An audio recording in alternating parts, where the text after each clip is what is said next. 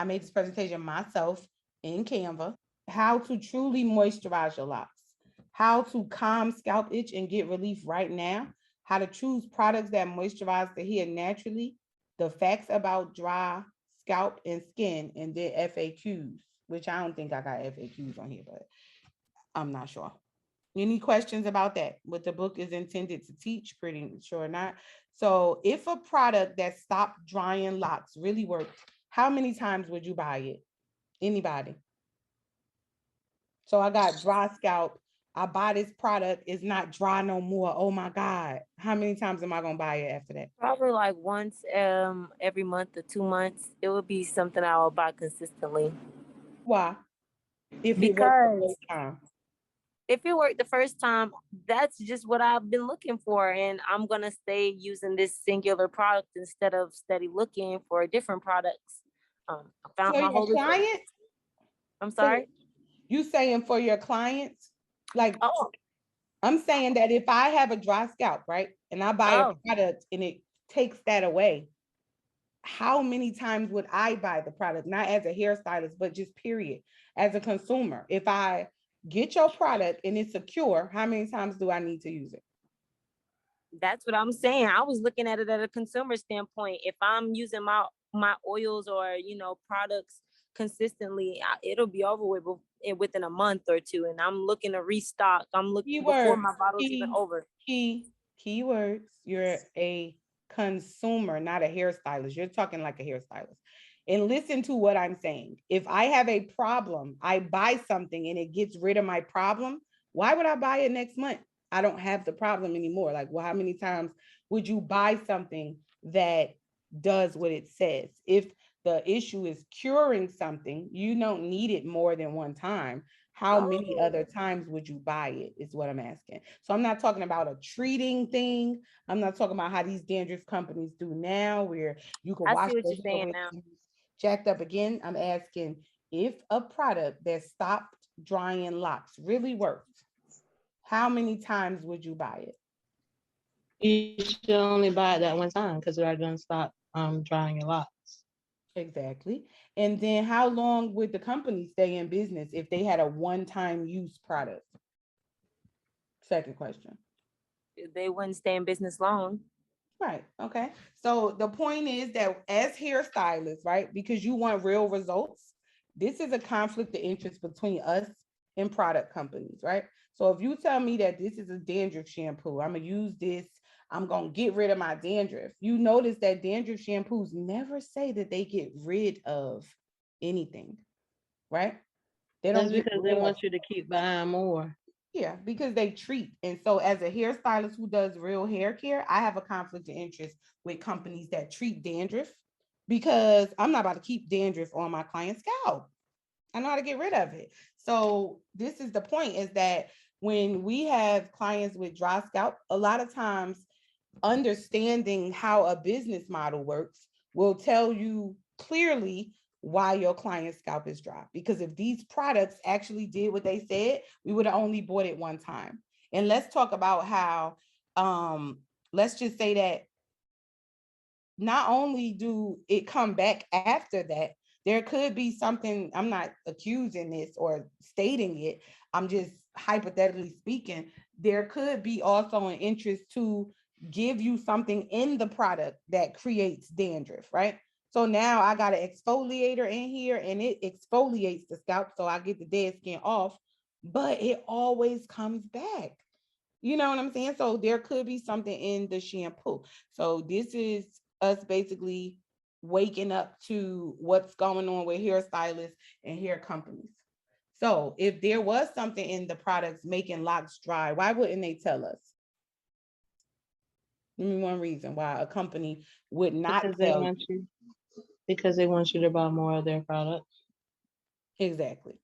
So with that being said, can we trust product companies? I mean, not to say trust is such a strong word, but No, can you rely on them? I should say, not no, trust. you cannot. Right. Okay. We can't rely on them. We can't just say, hey, the product says it moisturizes. Oh, well, I don't know why their hair is dry, like because it doesn't moisturize. you know, but this is what is going on in the lock community is that they're saying, oh, I use moisturizing products and the client's hair is dry. You know what I'm saying? So we have to understand as real hairstylists that some stuff is, no, it's not, it don't work. And that's the issue because a lot of people, they don't like direct, they don't like stern, and they don't like exact. I love all of those. Stern, exact, okay?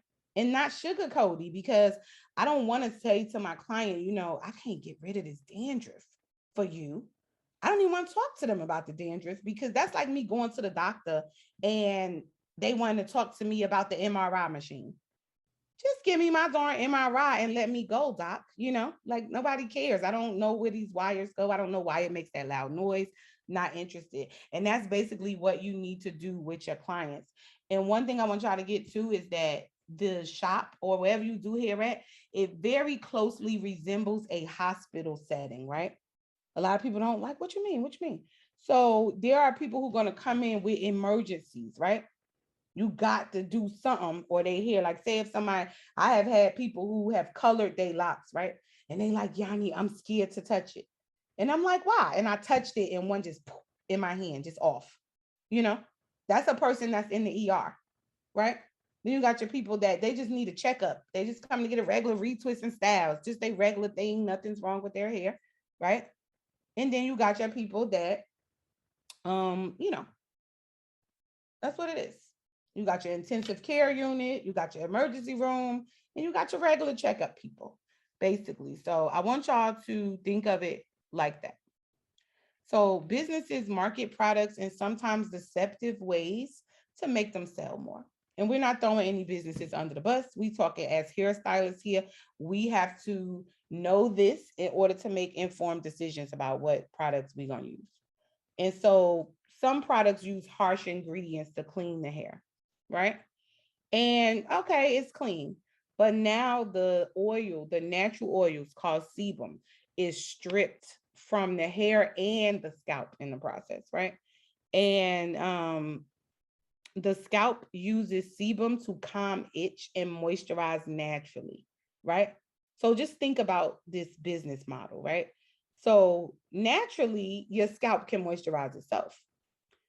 So we buy shampoo, next thing you know, I'm washing my hair is dry immediately, you see? So in certain situations, shampoo companies could be using that business model, destroy the scalp's own ability to moisturize itself, right? So now you have to buy another product from us. We sell oil too. Come get the oil. You need a conditioner. Not knowing that the first part of this product regimen, which is shampoo, and I'm not talking about any particular shampoo, I'm talking about shampoo all across the board. That's the usual way that people's hair is drying out. Because just like when you get in the bathtub, the soap is drying. Even if it's Dove, you still got to put on some moisturizer on your skin, lotion or whatever, when you come out of there. So, think of that. Think about that when you wash somebody's hair. Like if you just wash it and you don't oil or grease the scalp, where's the lotion process at to moisturize the skin?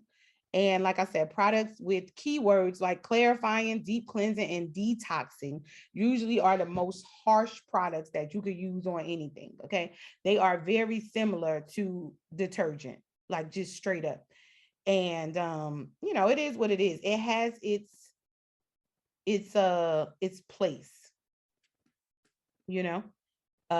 like if somebody's hair is super, super, super, super oily, right?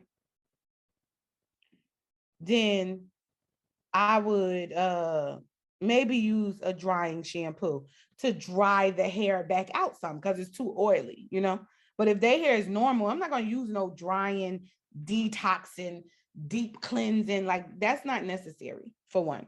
And nobody's hair ever fell out because it was dirty. Okay. So some of this stuff is just company talk. Like, the fact that locks need to be so clean now, that's a new thing because there's an industry for it. So for everything that an industry is created for, now it's all of these products and all of these narratives. Drying is not an appealing word when you sell hair products. Nobody wants dry hair, right? So companies use other words like clarifying, deep cleansing. Chelading. That's another one that I just heard of since I did this presentation. Chelading, Chelading. I hope I'm pronouncing that right. I don't know because I never heard of that word before, but I saw it on a shampoo. And then the detoxes. So these are all harsh dry. Like all that means is we about to dry this out. No matter what shampoo it is with one of those names, a clarifying shampoo, a deep cleansing shampoo, a detoxifier, all of those really mean dry the hair out, period. No in between. It's just gonna be dried out. And so unless you know how to get it back. So how do you do your own hair care research, right? This is what we want to know. And this is actually what is going to make you stand apart from the crowd, because I'm going to tell you, a person could style just like you. They might not do tight styles, but if they can't stop the client hair from itching and you let them know you can, they're going to try you, because that's one of the most annoying things in the world is to have an itchy scalp. Like, I can't take a stylist seriously if I know my scalp is jacked up and I come to you and you just do my hair and you never mention it. I will never come back, because I know darn well you just want this money. You know what I'm saying? But like when I do locks, when I do dreads, I'm parting through the hair.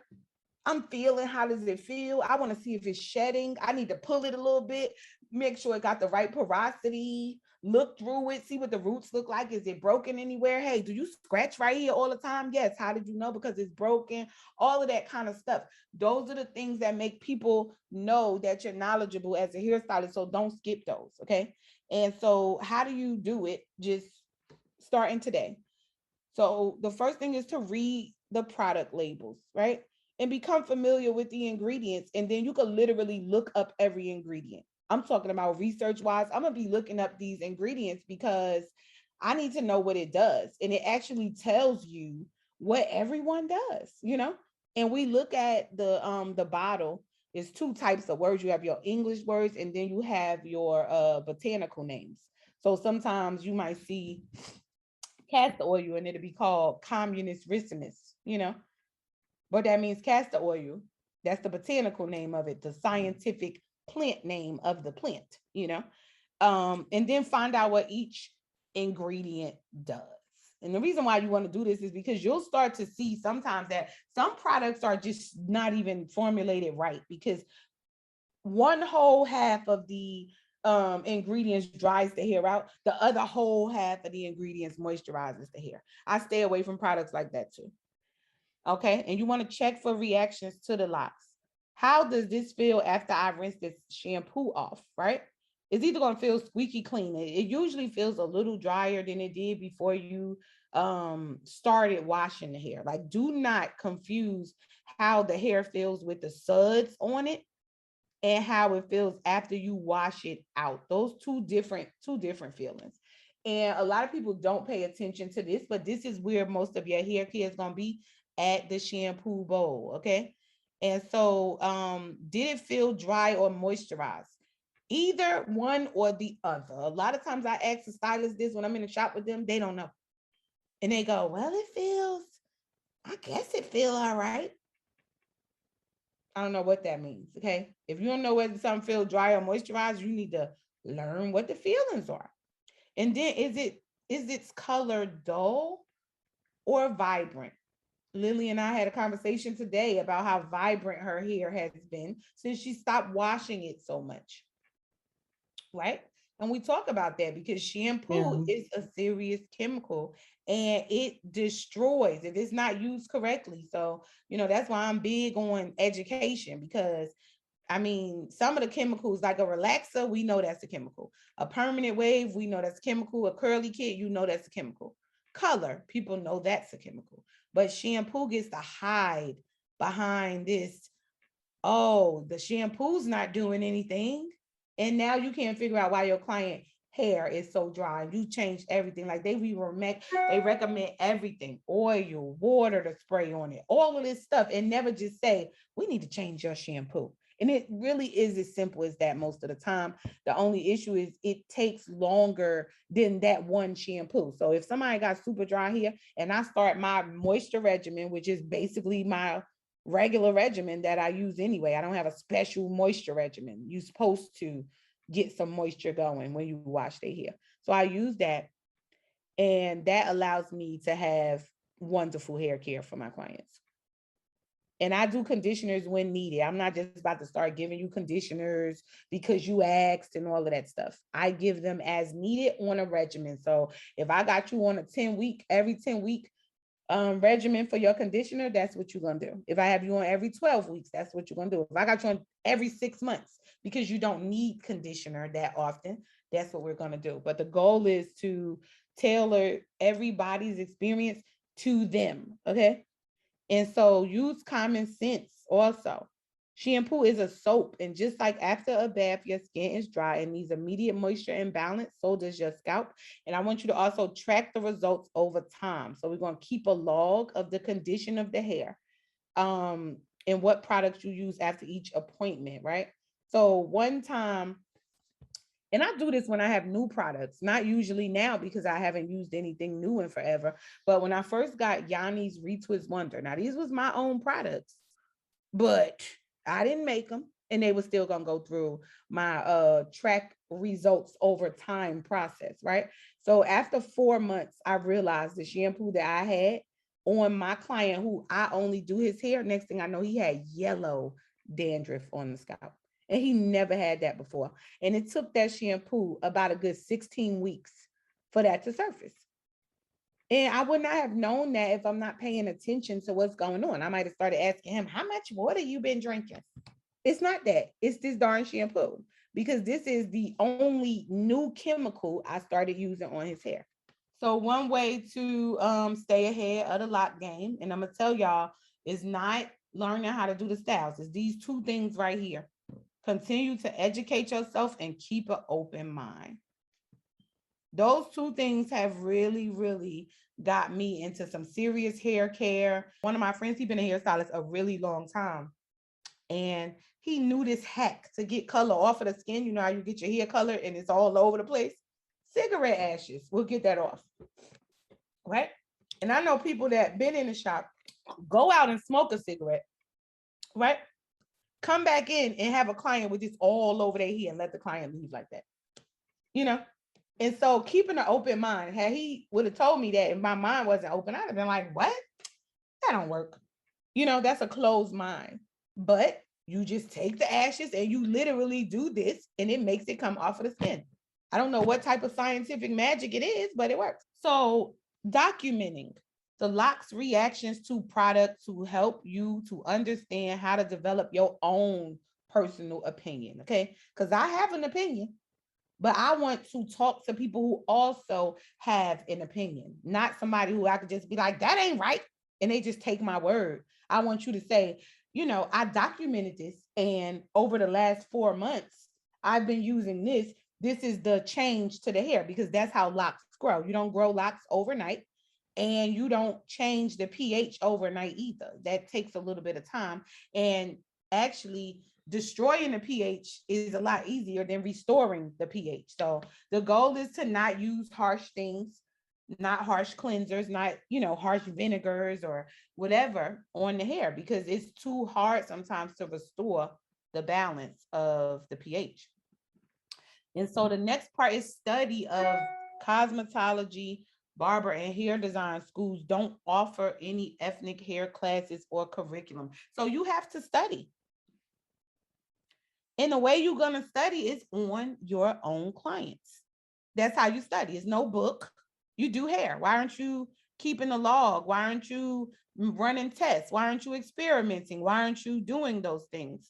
When you start to do them, you'll start to understand a lot of this hair care stuff is simply just knowing which product to use when. So why is the scalp dry and itching? As I repeat some of the topics. So here's my answer to that question. Why is my hair so dry? Because of a compounding effect, right? So if you use these products on your hair and scalp and you don't do anything else, it's a great chance that you're going to have a dry scalp. So one thing, and this is actually most people's hair care regimen when you come to the shop, right? They wash your hair, then they give you a detox. Then they twist your hair with a gel, or they put a little bit of oil on it. And a lot of people swear by coconut oil and different things like that. But if you have these four ingredients in your shampoo regimen together, in your lock regimen together, your client has a dry scalp, just point blank, period. But okay, so hair gel usually made up of water and alcohol. These are the main ingredients, and the product works by drying the hair in place, usually accompanied with a dryer, right? So it's staying under the dryer too long will also cause the scalp to dry out, right? So the key word is drying. We don't want to use gel because gel is a drying agent. It works by drying the hair into place, right? And then you have to sit under the dryer with it too. So it's a drying product that you have to dry. What's going to be your client's results? Dry. Okay, common sense. Shampoo. Don't be fooled by the marketing. If you're using a shampoo that makes your client's hair feel squeaky clean, whether it says moisturizer on the jar or not, it is a drying shampoo. Knowing that information will save you some clients, okay? Because a lot of these stylists cannot get rid of a dry scalp, don't have a freaking clue what's going on. And then we're seasoned, right? So we watch them on the videos with the client dry scalp that we can see. Is usually a gray scalp when they brown, or a really pink scalp, or light color scalp when they light skin, because that top layer is off. And you can see that.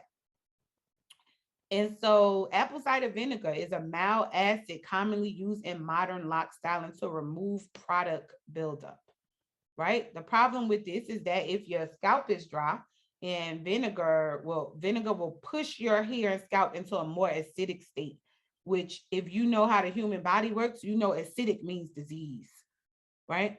As alkaline, anything alkaline, they say disease cannot exist in an alkaline state. So why would I put acid, which is vinegar, is a very mild form of acid? Why would I put that on the hair? And I want y'all to understand too that our locks and dreads, that's not a celebrated hairstyle. It is now on the mainstream, but if they really wanted us to do it, it would be in schools. Okay, it would be in schools, it would be accepted in corporate America. It wouldn't be the stigma that you smoke weed and you're dirty and all of that stuff around this beautiful hair if they wanted it to be here. And so a lot of the information that we get is just narratives, like I said. So certain oils are not created equal. Any plant can make oil, but not all plants are good for the scalp and hair. As for coconut oil, for instance, this is in a lot of hair products, right? But if you get some coconut oil and put it on hair, it does not go inside of the hair. It doesn't. It stays on top and it just feels slippery, right? So I know that if I use castor oil on the hair, that don't feel slippery. It penetrates in, it rubs in, and you could tell, and it feels softer. So those are two different types of oils, and they do two totally different things. And I mean, coconut oil is watery and the castor oil is thick. So it has a different consistency. There's like a lot of things that's just different about those two oils. So do not sleep on the ability to use oil to treat scalp conditions. Okay. One other oil that's really good to have in your stash is neem oil. Neem oil, NEEM, is an antibacterial, antifungal oil. The plant itself is medicinal. And I mean, like my daughter, she had a ringworm. My daughter she went to school when she was 5. She didn't do like pre-K and all of that stuff. She went to straight in. And she came back home the first day with a ringworm right here. And I knew that neem was antibacterial and antifungal. That's all I needed to know, but I didn't have any neem oil. I had some neem toothpaste and I just put it up there. It was Friday. I put it on there and I made her wear that until Sunday when I was about to rinse it off. I rinsed it off and the ringworm was gone. After the doctor had already told me that my baby hair was going to fall out in the front and that she was going to be taking that medicine maybe for 2 months. I never gave her the medicine. I just used the neem toothpaste on it. And I mean, it was amazing because it was almost like there was never nothing there. And so, yes, we can be miracle workers as well. And I want y'all to get more into what's medicinal that is not medicine, like oils and different stuff that you can use to make your client's scalp good without sending them somewhere, Marketing is not I'm sorry.